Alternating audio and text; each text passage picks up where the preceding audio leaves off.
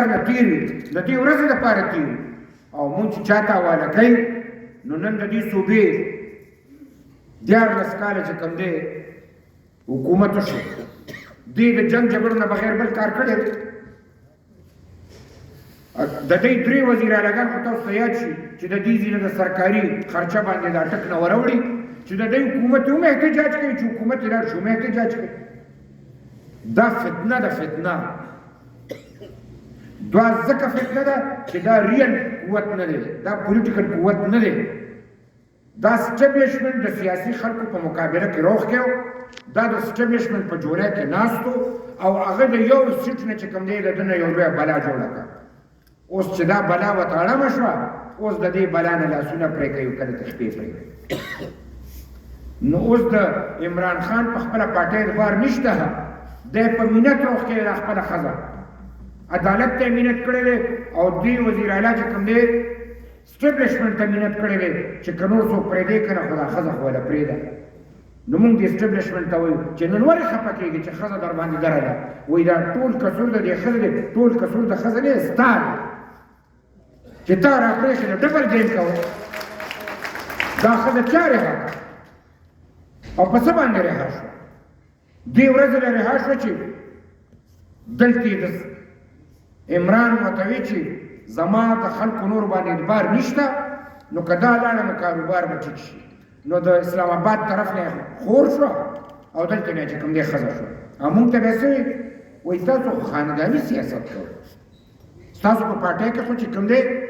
بس پلار دی او زوی دی او بیا ورپسې زوی دی او زوی دی نن خو د ده زامن راځي نه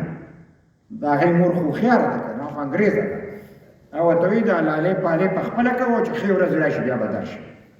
هغه زامن ورته نه راپرېږدي نو یو یې خور ته وایي او بل یې چې کوم دی نو ښځې ته وایي ښځه هم بس دغې باندې خبرې ګرانې دي خو به هر کیف دی ته ووایي او بېګا تاسو کتل چې د پی ټي آی په یو لیډر باندې مې اعتبار نشته دې پورې چې وزیر اعلی شپږ وزل د تښتېدو کوشش وکړو ورکرانو ورته وایي تختې به نه او ورته یې نه تختم وایي ته 2 ځل تښتېدلی په 3 ځل څنګه اعتبار وکړو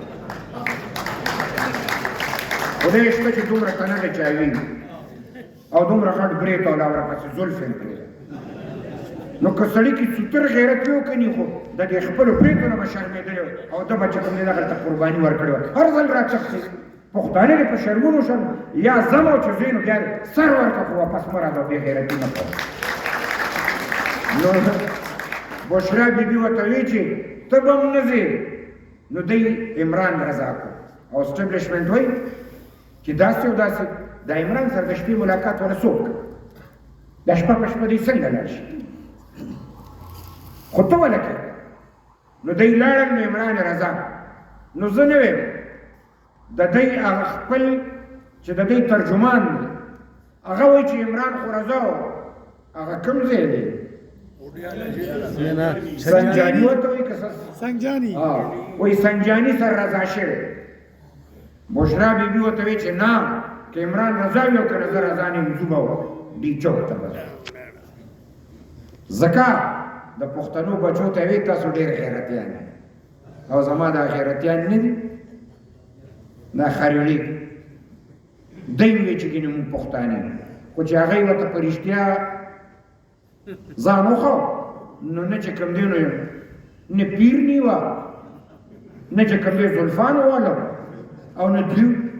او بیا فریاد کولو دومره راکې مړه شو دومره مړه شو او چې پولیس مړ شو نو د هغې هم تماشې کولې تاسو چې په یې ورختئ نو تماشې هم کولې دا ټول ګیم د سټیبلیشمنټ دی چې دواړه مخته یې ورلګولی دی نیغ په نیغه پالیسي پکار دا څنګه خبره ده چې ته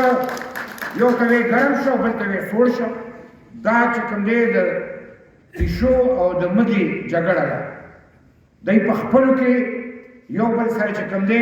میل ملاپ دی نن هم په سټیبلیشمنټ کې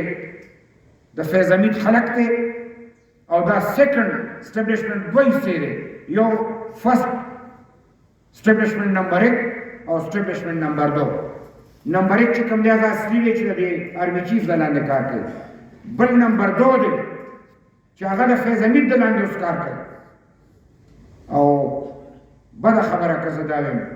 پی ټي آی والا دومره په عمران نه دي خفه، اصلي په فیض حمید خفه دي چې ابي هغه سره وکړي.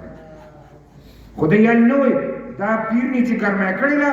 فیض حمید ورته ویلي تر هغې پورې به نه کښېني چې تر څو مور نه لګولي، ځکه چې هغه ګیر دی او چې هغه ګیر دی نو هغې نه پس ته بیا د ده نمبر ده. لہذا دا د یو ګیم حصه ده او د هغې ګیم په حصه کې چې کوم دی نن پاکستان اقتصادي طور تباه شو، د بار نه خلک راځي هغې کوم امپریشن لري او بیا دوی جړه او فریاد کوي. لہذا مونږ دا خبره په دې بنیاد کول غواړو چې دی په جیل کې دی سهار او ماښام ملاقاتونه کوي نو راپرېږدی دی که نه. دا څنګه جیل د جیل نه احکامات جاري کوي، د جیل نه فیصلې کوي، سهار او ماښام ورسره خلک ځي، نو د دې نه خو دی چې رها وی نو ښه به وه. همدا دا عمران و که نه چې کله رها وزیر اعظم نو د لوکل باډیز دپاره ورته سړی نه میلاوېده و الیکشن دپاره او کار هم دغه د خوښه کېږي. لہذا اسټیبلیشمنټ د پاکستان مرکزي حکومت دی د ډبل ګیم پرېږدي، د آئین د لاندې نیغ په نیغ هغه کار دی وکړي کوم چې په رښتیا باندې د دې ملک دپاره پکار دی. جیل خو باچا خان ته یې کړی